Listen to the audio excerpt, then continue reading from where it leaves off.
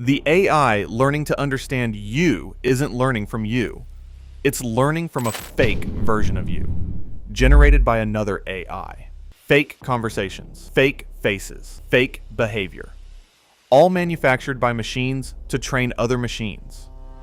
Meanwhile, Virginia is destroying its power grid to store every byte of it. By 2028, 80% of AI training data could be synthetic. So what exactly are these giant data centers really processing? The future, if you believe the numbers, is already decided. Gartner analysts claim that by 2028, 4 out of every 5 bytes used to train artificial intelligence will be synthetic, fabricated by machines for machines. Not scraped from the messy, unpredictable world of human life, but conjured out of thin air by algorithms that imitate us. Tech giants are betting billions on this vision. Microsoft's research arm describes a looming data wall, where the supply of real, high-quality human data dries up and only synthetic streams can keep the machines learning. Elon Musk, speaking at an XAI event in April 2025, put it bluntly, "We have scraped the internet dry. Now models train on their own synthetic outputs to keep scaling." The industrial response has been swift. NVIDIA unveiled Nemotron 4 340B, a model with 340 billion parameters, engineered specifically to generate synthetic data at a scale never seen before. Its job is not to answer questions or write essays, but to create endless fake conversations, code snippets, and digital behaviors, raw material for training the next wave of AI. OpenAI, Google, IBM, and Meta are all racing to automate the process, building synthetic data pipelines that churn out artificial text, images, and even simulated financial records. The result is a feedback loop. One model invents data, another model learns from it, and the distinction between real and fake blurs with every training epoch. Meanwhile, the physical world strains to keep up. Data centers in Virginia expand to handle this artificial flood, drawing more power, demanding more land, and leaving residents to foot the bill. The industry narrative insists this is the only way forward, an inevitable escalation driven by scarcity, competition, and the promise of limitless machine intelligence. But as the synthetic tide rises, the question lingers. What happens when the machines are learning from nothing but themselves? A new website appears online every second, but most of them aren't made by people at all.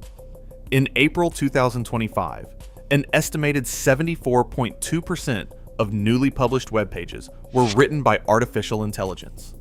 These are not just obscure spam blogs or clickbait traps. Search engines themselves are shifting.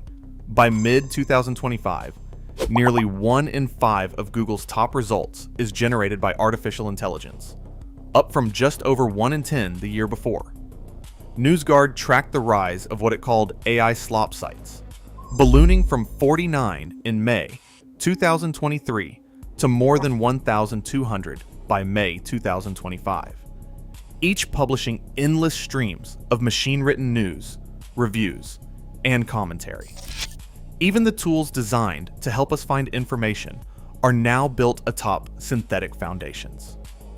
In August 2025, 10.4% of the sources cited in Google's artificial intelligence overviews were not human publications at all. They were artificial intelligence-generated content, referenced by other artificial intelligence systems in a closed loop.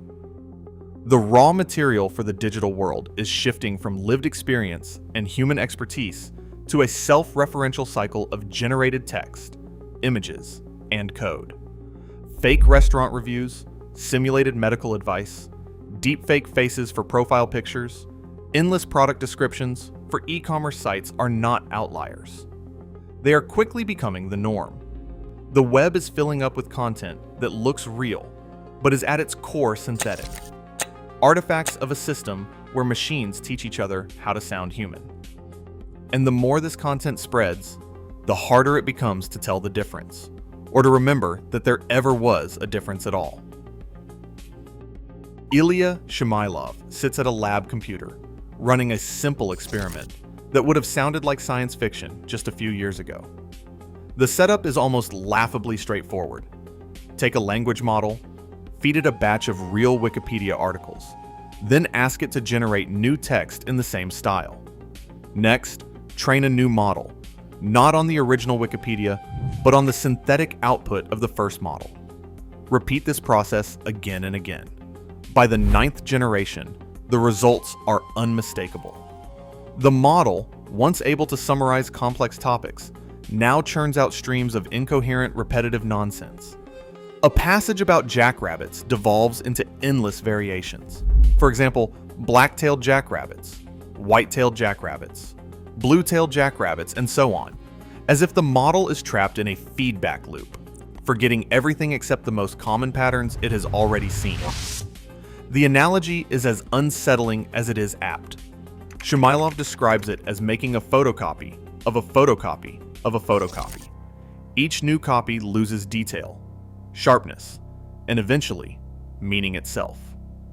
In the Nature study published July 2024, Shumailov and his colleagues showed that this collapse is not a fluke, but a fundamental flaw. When models train on data generated by other models, rare words and ideas vanish first. Then the entire distribution of knowledge contracts, until the only thing left is a bland, meaningless average. By the 9th generation, the output is gibberish, statistically smooth, but empty of substance. This is not a theoretical risk. The feedback loop is already happening in the wild, as synthetic data pipelines feed model outputs back into the training process.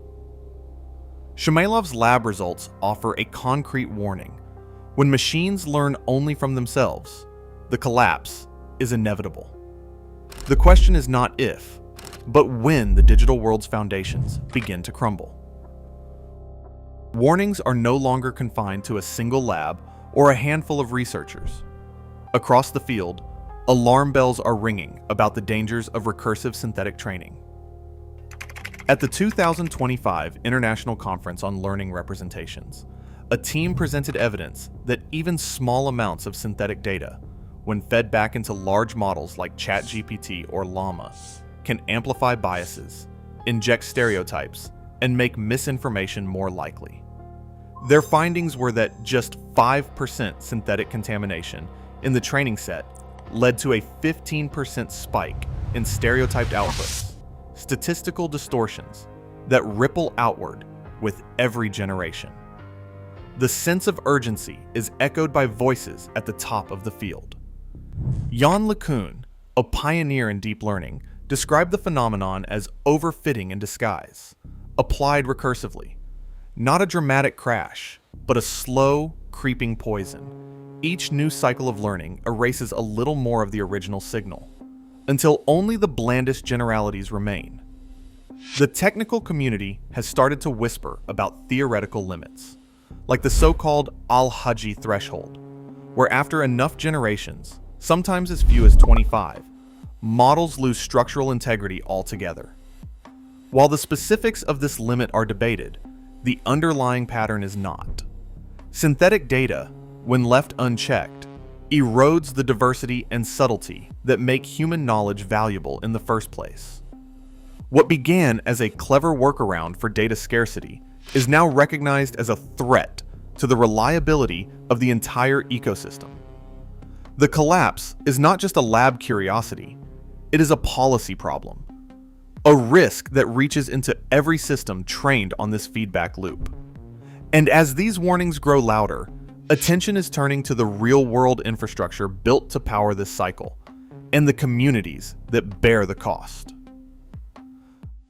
A single data center in Northern Virginia can draw as much power as a small city. Dominion Energy's own filings show that data centers now consume more than a quarter of the utility's entire load, 26%, and rising. In the past year, Dominion has requested enough new capacity to rival the output of several nuclear plants, with filings for nearly 70 gigawatts of future demand. The infrastructure to deliver this electricity is reshaping the landscape. Steel transmission towers, some reaching 215 feet, now loom over neighborhoods and farmland, their lines stretching toward the horizon. For residents, the impact is direct and impossible to ignore. Monthly electricity bills have jumped by over $20 for thousands of households, with more increases on the way. In Loudoun County, the threat is not just higher costs, it is bulldozers poised at the edge of Civil War battlefields, where new substations and power lines carve through historic ground. Dominion's spokesperson calls it a necessary investment in Virginia's future. But for families who see their views, their budgets, and their history at risk, the trade-off feels anything but abstract. Regulators are starting to ask questions that sound almost surreal. In November 2024, the Consumer Financial Protection Bureau issued a warning. Companies are secretly harvesting real financial data, blending it with synthetic records to keep AI models from sliding into nonsense. At IBM's research lab, scientists test a method called LAB, which stands for Large-Scale Alignment for Chatbots, where synthetic preference data is mixed with carefully selected human feedback. The logic is simple, but unsettling. Without a constant trickle of authentic human experience, even the most advanced models drift, lose touch, and begin to hallucinate. The industry's working hypothesis is that a pure synthetic diet leads to collapse, but no one knows exactly how much real data is enough. The paradox sharpens. Why keep building ever larger data centers, reshaping landscapes, and raising bills just to process data that machines invent for themselves? What exactly is all this infrastructure for if the reality it stores keeps slipping further from our own? Today, synthetic data pipelines churn out endless AI training sets. 80% of all data by 2028, most of it machine-made. Yet Virginia's electric bills and landscapes are real, paid for by people, not algorithms. The question isn't just what we're teaching machines, but what we're forgetting ourselves.